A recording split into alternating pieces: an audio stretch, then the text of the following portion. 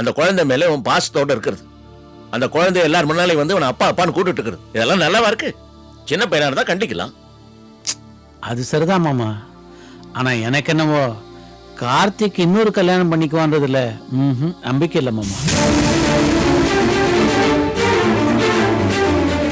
நான் என்ன சொல்ல வரேன்னா, அவனுக்காக நீங்க திரும்ப ஒரு முயற்சி எடுத்து அதனால உங்களுக்கு ஒரு அவமானமோ அசிங்கமோ வரவானான்னு பாக்குறேன். இத உங்க நிம்மதிக்காக தான் சொல்றேன் மாமா. எப்போ கோயில் அந்த அசிங்கம் நடந்துச்சோ அப்பே நான் அந்த முடிவுக்கு வந்துட்டேன். இனிமே நான் விஷயத்துல தலையிடுறதா இல்ல. என்ன பண்றது? பிள்ளைங்களை பெத்து நிம்மதி இல்ல. அக்காவை பார்த்துட்டு அப்படியே நான் கிளம்பிட்டா மாமா. ஒரு விஷயம் மாமா. என்ன? கோவத்துல கார்த்திக் எதுவும் பேசுறாதீங்க மாமா.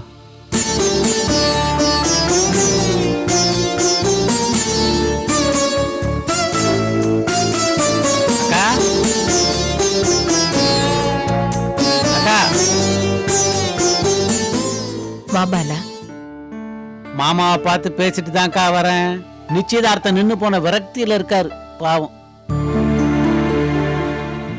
நான் எதுக்கா இங்க வந்தேன்னு நினைக்கிறேன்? எல்லாம் ஒரு ஸ்கீம் தான்க்கா. மாமா மனசுல என்ன இருக்குன்னு. என்னக்கா பிள்ளைய வளர்த்திருக்க நீ? கார்த்திகை கேட்டு தானே மாமா எல்லாம் ஏற்பாடையும் பண்ணாரு. அப்படி இருக்கும்போது இப்படி நடந்துகிட்டு எல்லாரையும் அவமானப்படுத்திட்டானே. நீ என்னதான் சொல்லு, கார்த்திக் நடந்துகிட்டது எனக்கு கொஞ்சம் கூட பிடிக்கலக்கா. நம்ம குடும்பத்தில எப்படி எனக்கு கொஞ்சம் கூட உடன்பாடு இல்லக்கா. பசங்கன்னா ஒரு பொறுப்புணர்ச்சி இருக்கணும். அப்பா அம்மா சொல்றதை கேட்டு நடக்கணும். அதெல்லாம் இல்லாம தாண்டோண்டித்தனமா இஷ்டத்துக்கு நடந்துக்கிட்டு போயிட்டாளா? சூப்பர்க்கா. இவங்களோட பழைய பைய நீ நல்லா தயாராயிட்டக்கா. பாத்தியா என் நிலைமைய? இந்த அபிராமிக்கு எல்லாம் பயப்பட வேண்டியிருக்கு. வட்டாக்கா, இந்த கச்சேரி முடிஞ்சது.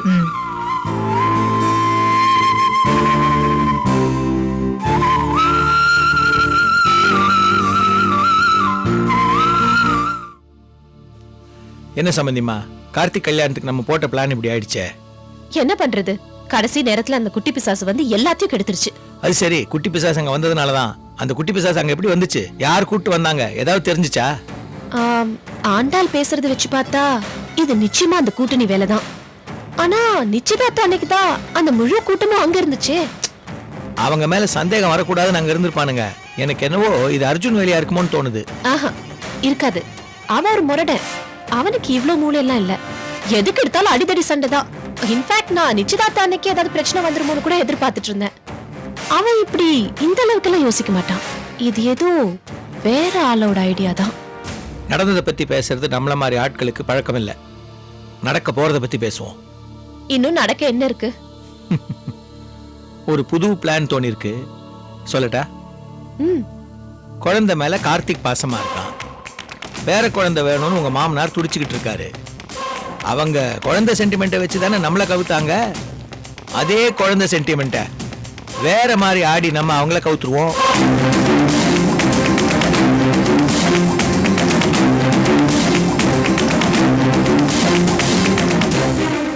எப்படி? Good idea.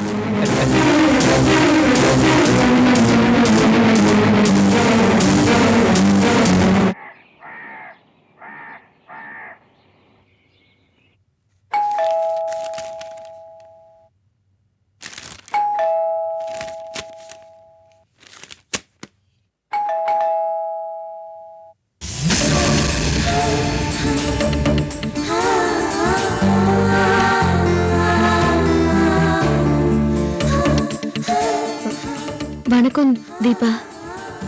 வணக்கம். என்ன யாருன்னு தெரியுதுங்களா? உங்களை எப்படி நான் மறக்க முடியும்? ப்ளீஸ் கம், வாங்க.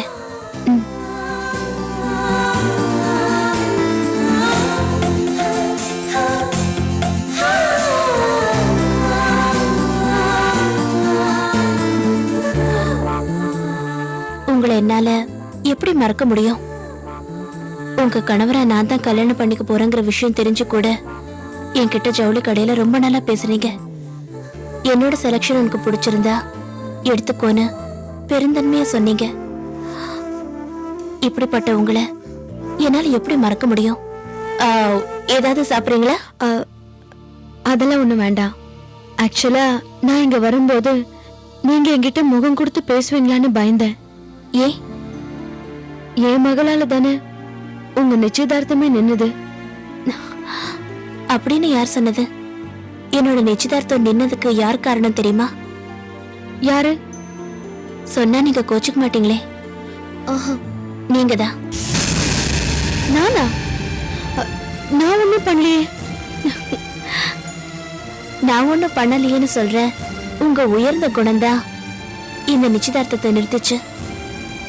உங்க கணவர் உங்களை பிரிச்சிருந்தாலும் அதுக்கு எந்த விதத்திலும் நீங்க காரணம் இல்ல. இந்த உன்னதமான குணம்தான் இந்த நிச்சயதார்த்தத்தை நிறுத்துச்சு. வேற யாரும் இல்ல. என் கணவர் என் மேல கோவப்படுற மாதிரி நடந்துகிட்டது ஏன் தப்பு தானே? அப்போ இன்னும் நீங்க உங்க புருஷனை உங்க மனசுல சுமந்துட்டு இருக்கீங்கன்னு உங்க மாமியார் சொன்னது சரியா போச்சு. ஏன் மாமியாரா? ஆமா, எந்த மாமியாருமே தன்னோட மருமகளை இந்த அளவுக்கு புகழ்ந்திருக்க மாட்டாங்க. இவ்வளவு அற்புதமான மாமியாருக்கு மருமகளா இல்லாம போயிட்டேன்னு என் மனசுக்குள்ள கொஞ்சம் வேதனை இருக்குங்க. அத்தை, இதெல்லாம் இதெல்லாம் எப்ப வந்து?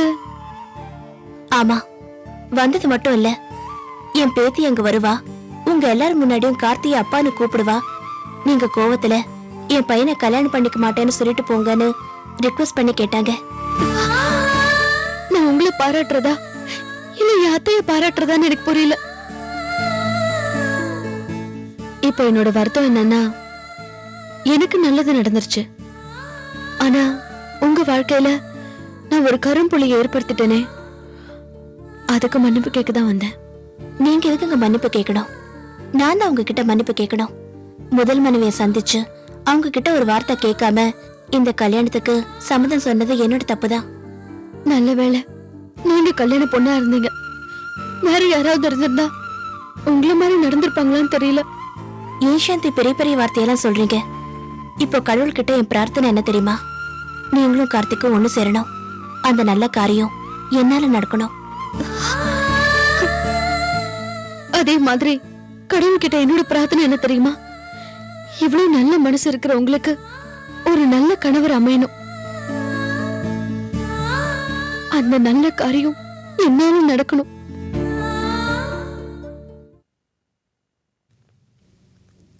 கூப்பிட்டீங்களா மாமா? ஆமாம்மா, நாம சும்மா இருந்தாலும் காலம் சும்மா இருக்கிறது இல்லையே, அது ஓடிக்கிட்டே தானே இருக்கு. உன்னோட விவாகரத்து கேஸ் இந்த வாரம் கோர்ட்டுக்கு வருது. உன்னை ஏமாத்தின மதனை நீ சட்டப்படி பெரிய வேண்டிய நேரம். வக்கீல் எனக்கு போன் பண்ணி ரிமைண்ட் பண்ணாரு. அதை சொல்லத்தான் உன்னை கூப்பிட்டேன்.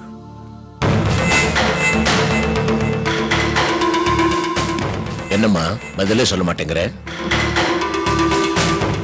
என்ன சொல்றது மாமா? நான் நல்லது நினைச்சு 4 அடி எடுத்து வச்சா கெட்டது என்ன 40 அடி இழுக்குது. உங்க கௌரவத்துக்கும் உங்க வம்ச கௌரவத்துக்கும் நான் பாடுபட்டா எல்லாமே வேற மாதிரி ஆயிடுச்சு. நீங்க உங்க சின்ன பையனுக்கு பொண்ணு பாத்தீங்க, ஏன் தங்கச்சி தான். ஆனா அவ சாந்தியை கல்யாணம் பண்ணிட்டு வந்தான்.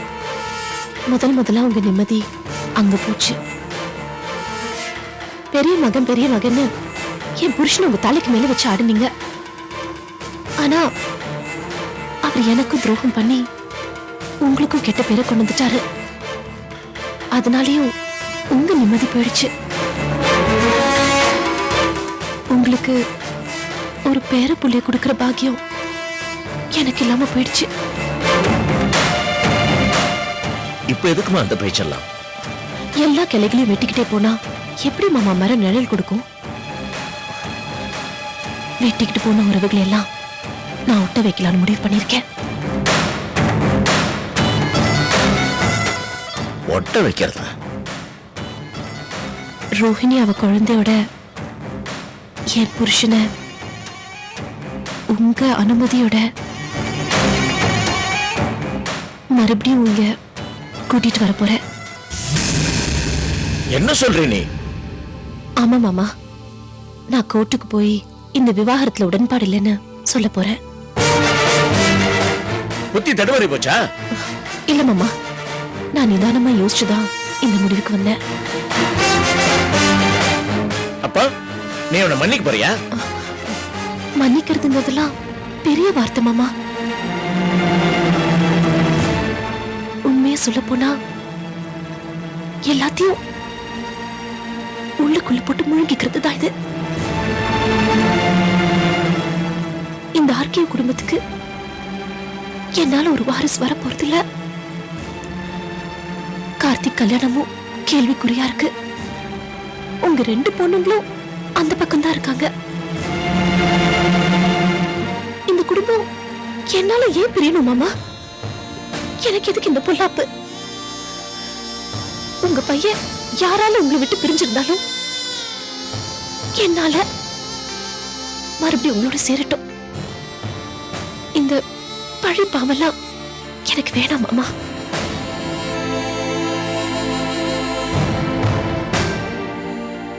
வலிய சுமக்கிறதும் விதிய சுமக்கிறதும் பொம்பளைங்கன்னு ஆயிடுச்சு.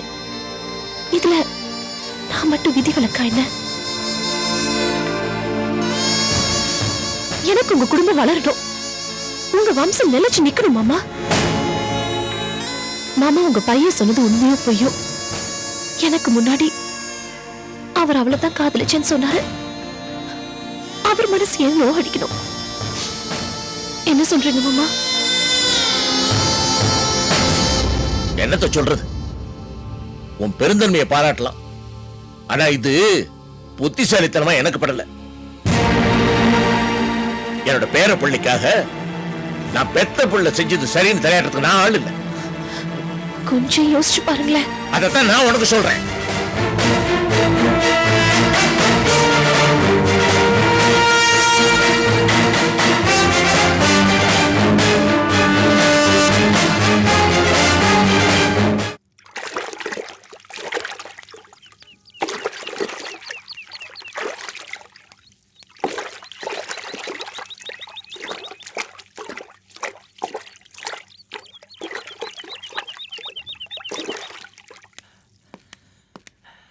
Hello hello.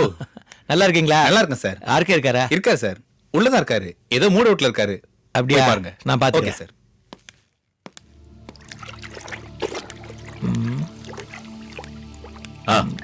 வாட்சி நோக்கர். என்ன ஆர்கே, ஒரு மாதிரி மொரோசா இருக்கீங்க? ஒண்ணுமில்ல, சில பேரை நினைச்சா ரொம்ப வருத்தமா இருக்கு. ஆர்கே, எனக்கு மனக்கவலை வந்தா நான் போற ரூட்டே வேற, உங்களுக்கு அந்த பழக்கம் கிடையாது. இந்த வயசுக்கு அப்புறம் எதுக்கு அந்த புது பழக்கம்? வேணாம், சொல்லுங்க என்ன மனக்கவலை?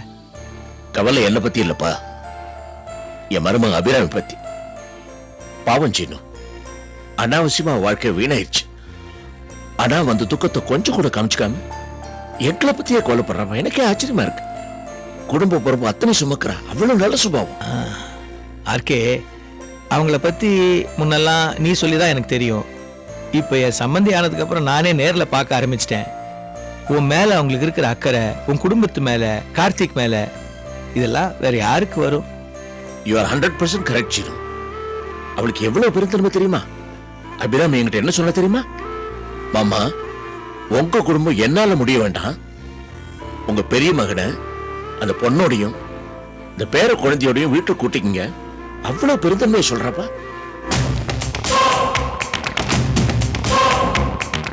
சீனு, என்ன இவ்வளவு யோசனை? எவ்வளவு கஷ்டம் கொடுத்துட்டு போனா மதன். அபிராமி வாழ்க்கையே அழிச்சிட்டான். அப்படி இருந்தும் அபிராமிக்கு தான் எவ்வளவு பெரிய மனசு. உண்மையிலேயே இருக்கே, அவளுடைய பெருந்தன்மை உன்னை எங்கேயோ கொண்டு போய் நிறுத்த போகுது. கண்டிப்பா சீனு, சதா சர்வகாலமும் அவ என்ன பத்தியும் எங்க குடும்பத்தை பத்தி மட்டுமே தான் நினைக்கிறான். கரெக்ட் தான், அப்படிதான் இருக்கணும். ஆனா உன்னுடைய பெரிய மகனை நீ மன்னிச்சு ஏத்துக்குவியா? ஏத்துக்கிறேன், ஏத்துக்கல அது வேற விஷயம். ஆனா இவ்வளவு பெருந்தன்மையை பாரு. எவ்வளவு நல்ல மனசு இருந்தா இத்தனை பெரிய துரோகம் பண்ணவன மன்னிச்சு ஏத்துக்க தயாரா இருப்பா சொல்லு. கரெக்ட் தான். ஆர்கே, நம்ம 2 பேர் மட்டும்தான் ஒரே ஒரு பொண்டாட்டியோட குடும்பம் நடத்திக்கிட்டு இருக்கோம் இத்தனை வருஷமா. நம்ம சேம்பரே எடுத்துக்க, எத்தனை பேருக்கு 2 ரேஷன் கார்டு இருக்கு தெரியுமா? உன் பையன் மதன் பண்ணதை சரி இன்னும் நியாயம்னு நான் சொல்ல வரல, உலக வழக்கத்தை சொன்னேன். ஆர்கே, உனக்கு அப்புறம் உன் வம்சம் அழிஞ்சிடக்கூடாதியா? உன் பேரனை பெத்த அம்மா யாரா வேணா இருக்கலாம், ஆனா அப்பா உன் பையன் தானே. அவன் தானப்பா உனக்கு நியாயமான லீகல் பேரப்புள்ள. உன் குடும்பம் ஒண்ணு சேரணும், கார்த்திக் மனசு மாறணும். மதனை நீ ஏத்துக்கிட்டாலும் பரவாயில்ல, ஆனா ஒரு ரிக்வெஸ்ட், அந்த பொண்ணு அபிராமியை மட்டும் நீ கைவிட்டுறாதையா. அந்த பொண்ணுக்கு உன்னை விட்டா வேற யார் இருக்கா? அவசியம் என் மருமகளை நான் ஒரு நாளும் கைவிட மாட்டேன். நீ அவளை கைவிட்டா என் லட்சியம் என்ன இருது? அவ உன்னை ஏமாத்தணும், அவளை நான் ஏமாத்தணும், இதுதானே என் லட்சியம்.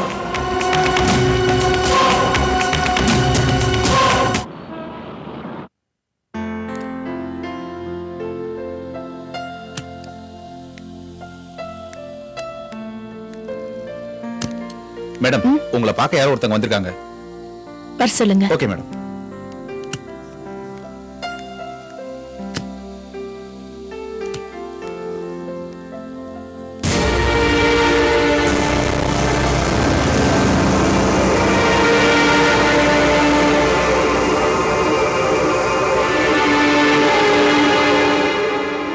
என்ன நீ கோவப்பட்டு பேசாத.